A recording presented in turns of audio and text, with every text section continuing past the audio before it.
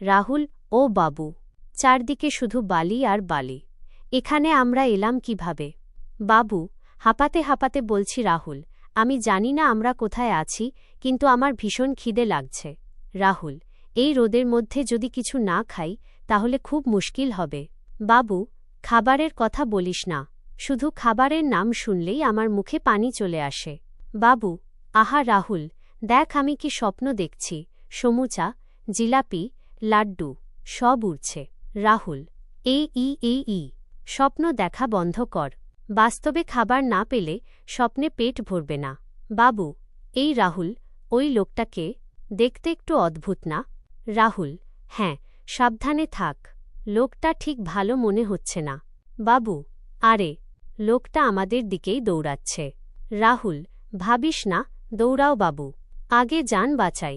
বাবু, আমি পড়ে গেলাম, আর দৌড়াতে পারছি না। রাহুল, উঠে দাঁড়া, সাহস রাখ, আমি আছি তো। রাহুল।